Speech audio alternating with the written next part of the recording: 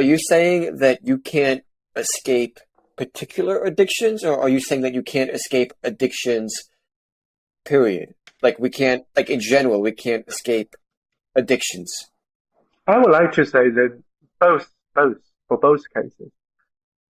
Both The first cases. one seems obviously wrong. Of course, you can escape a Right. particular addiction. I mean, people who are addicted to heroin aren't always going to be addicted to heroin. The second one's a bit more up in the air, but I think even Right. that it's more of a, if you do argue for it, it has to be on a more practical basis of like, as you were saying, we can't know anything, and there's an abundance of things that can get you addicted. But I mean, I think theoretically, you'd still have to say that, sure, you can, in theory, escape addiction. Well, because you would say, Anshan, for the first one, like William said, you would agree, right, that you can be addicted to alcohol, but escape, that addiction. You could be addicted to, smoking, but people can cure their smoking addictions. I do not agree That's with that happened. part. I do not agree with that part. I'm thinking You that don't agree? eventually, not eventually, I'm thinking that human beings are so fallible that we are determined to be addicted towards things.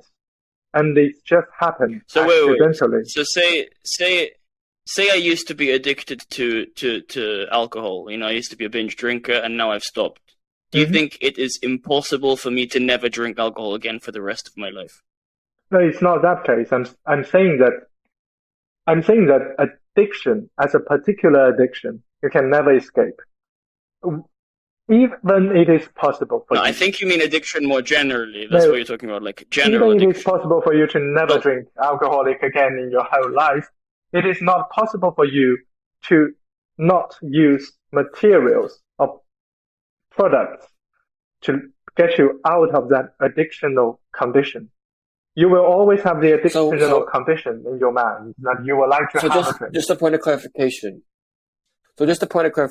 Are you saying one that even if you stop drinking alcohol after you've been addicted to alcohol, you're still in some sense addicted to the alcohol, even if you never drink alcohol again? Or are you saying that if you addicted to alcohol but you stop drinking alcohol, you are looking to fulfill that addiction that you've stopped because you've stopped drinking alcohol, you're looking to fulfill that addiction in some other thing. And because you've sought addiction in that other thing, you're in some sense still chained, or in some sense you haven't freed yourself from the alcohol addiction. I think your second proposition just clarified your first, because there's two meaning of alcohol in your first proposition. You said the alcoholic product is a particular product that is a particular addictive product that make people to be addictive towards something, to lose their free will. And when you're saying that, when you're thinking about alcoholic addiction, actually you're not meaning that, you're not necessarily linking that word towards a physical product. You're linking towards a mental addictive proposition. So you've already clarified your thought in your later proposal. There's two kinds of addiction. Do you agree with the first one then? I don't agree with the first one, because I think there's no existence of physical corporeal materials, and therefore I agree with the second. And every time when you are using... Is this a metaphysical position? Are you talking about idealism now? Oh, some kind of... No, it's not necessarily linked to that part.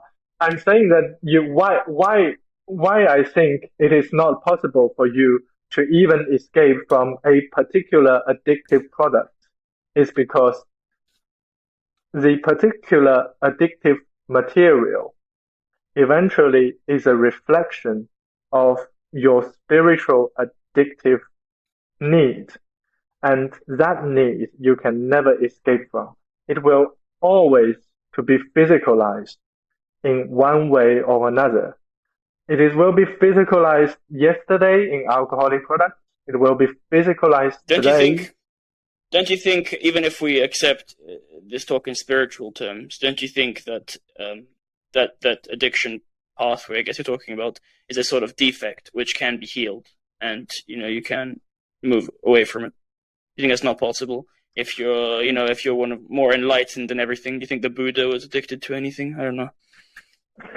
I would be very He was skeptical addicted if to there's Buddhism. anyone could be enlightened like that. That's an interesting counterpoint, Oh actually. well, But,